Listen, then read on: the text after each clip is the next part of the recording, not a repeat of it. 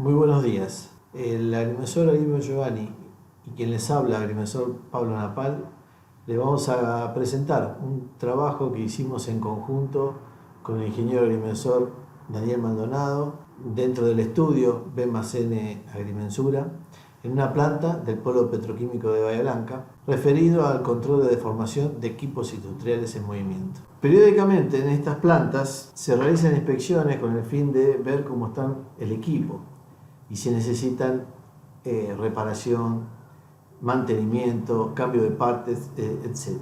En este caso, el equipo que nos ocupa es un tanque gasómetro que consta de una parte fija y una campana móvil, en el cual inyecta más o menos gas al sistema de producción. Para estos análisis que hace la empresa se usa la norma API 653, que es para tanques en servicio. Dentro de esa norma existe el apéndice B sobre los asentamientos que pueden ocurrir con los tanques y revisar. El tanque gasómetro que decíamos la evalúa la empresa con esta norma API 653 y obtiene o determina un listado de anomalías, sobre todo en las guías del tanque.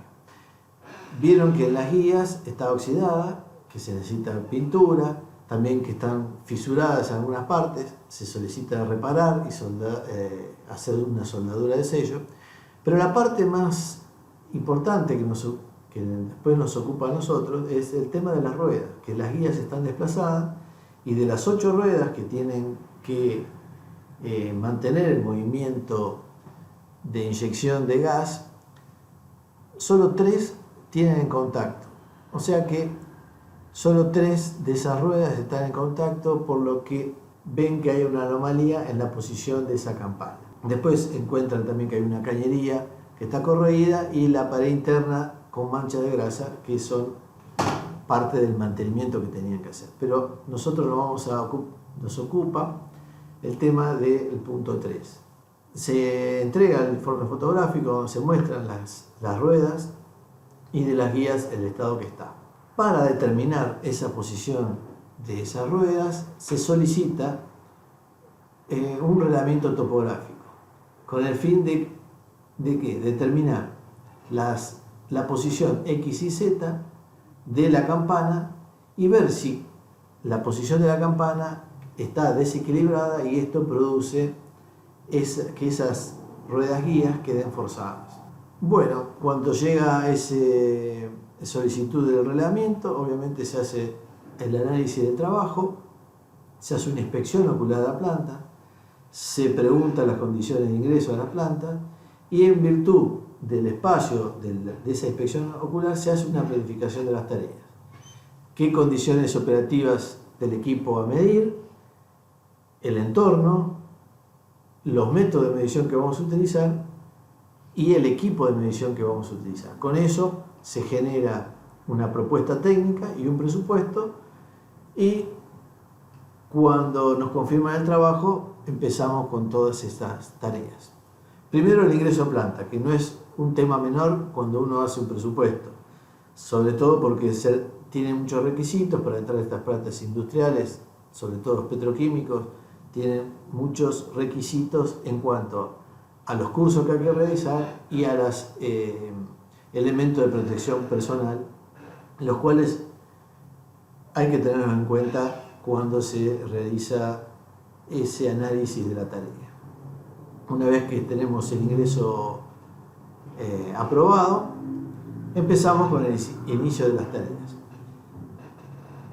Dentro de las propuestas íbamos a medir la campana en 2 posiciones críticas, en posición de máxima capacidad y de mínima capacidad. Para eso necesitábamos tener en esas 2 posiciones el equipo parado, así se había planteado, y para ello hicimos la marcación de puntos testigos a relevar, donde uno de ellos empezó a marcar a 10 centímetros del borde superior de la campana puntos testigos a ambos lados de la guías, lo que totalizó una cantidad de 16 puntos testigos que íbamos a relevar en la posición de máxima y de mínima. Por otro lado, los otros dos integrantes se empezó a trabajar en un sistema de puntos fijos locales con el fin de relevar en las posiciones críticas al mismo momento desde dos estaciones. Para eso se hizo un sistema de puntos fijos un polígono de 4 vértices, el cual se midió, se calculó y compensó en el mismo momento. Mientras tanto, la gente de planta hablaba con producción para hacer el horario de cuánto iban a poder parar la campana en la mínima y en la máxima posición. ¿Qué es lo que pasó?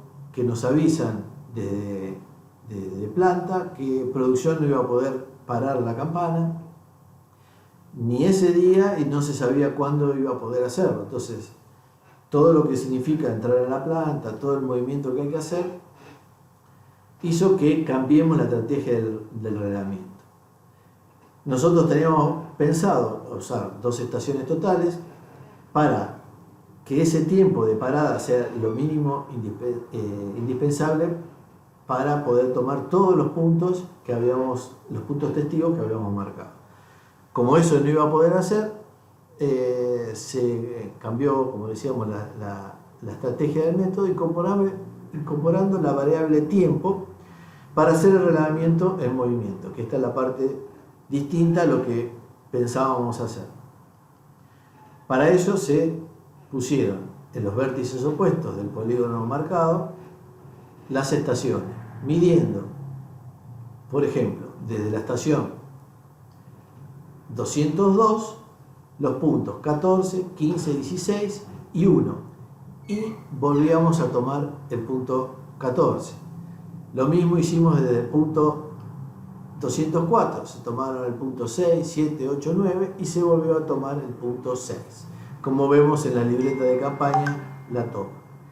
¿Cuál era la particularidad de esto? Que cada uno de los puntos, por ejemplo el 6 y el 14 cuando se iniciaban, se tomaban al mismo tiempo. El 7 y el 15 se tomaron al mismo tiempo. El 8 y el 16 se tomaron al mismo tiempo y el 9 y el 1 se tomaban al mismo tiempo, donde el tercer integrante marcaba los tiempos de toma. Los primeros puntos, los primeros relevamientos, tardamos 5 minutos en tomarlo y después, como se hicieron varias series, lo terminamos haciendo en 2 minutos 15, 2 minutos 10. Se volvía a tomar el primer punto. ¿Y esto es para qué? Para determinar cuánto se había movido en ese determinado tiempo y después, ya en gabinete, poder homogeneizar todas esas mediciones a un solo instante de tiempo. Bueno, continuando con el relevamiento, como decía Pablo, se tomaron los puntos de estaciones opuestas, por ejemplo 202, 204. Después se hizo el otro cambio de estación hacia tomar los puntos opuestos, 201, 203, y de esa manera se tomaron puntos en común. Acá podemos ver la disposición como estaban en los puntos fijos, el sistema local. De esa manera se fueron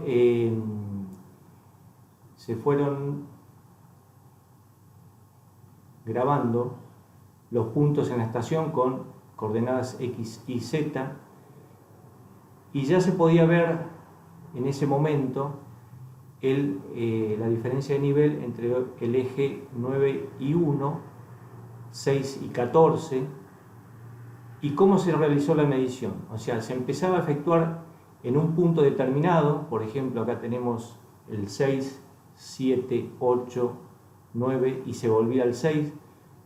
Como mencioné anteriormente, Pablo, el problema se presentó porque la campana estaba en movimiento, entonces no había forma de poderla medir en un modo estático. De esa manera, tomando el punto inicial y final en un tiempo determinado, se podía tomar la diferencia, lo que había modificado en su altura, ese punto que se tomaba en dos determinaciones, inicial y final. Acá tenemos la planilla de bajada de datos sobre la comparación del eje 9 y 1, como mostramos en la imagen, 6 y 14, y ya iban arrojando algunos desniveles que se podía realizar la comparación en el lugar. 1 centímetro en ese eje, 26,6 en el otro eje, y se tomaron muchas muestras a lo largo de la circunferencia de la campana. Una vez tomado todos en distintas alturas, en la parte baja, en la parte media, en la parte alta, había en algunos momentos que la campana se movía a una velocidad más rápido que en otros, en algunos momentos estático, pero igual tenía movimiento. De esa manera se tomaron muchas muestras de los distintos puntos para poder hacer la homogeneización en cuanto a determinar la posición inicial y final y ese movimiento, y tomar los distintos niveles que iba adquiriendo la campana de las distintas señales. Sobre el eje, podemos ver acá nuevamente, el eje 9 y 1, se seguía manteniendo la diferencia de nivel de 1 centímetro. Sobre el 6 y 14, los 26 centímetros. Pero acá tenemos otra comparación que en estaciones opuestas, ya comparábamos otros puntos, 5 y 13, ya se veía una diferencia más notable, o sea, hacia dónde se iba inclinando el desequilibrio de la campana. Era de 31 centímetros con 7, y sobre el eje 4 y 12 el desnivel era de 31 centímetros con 5.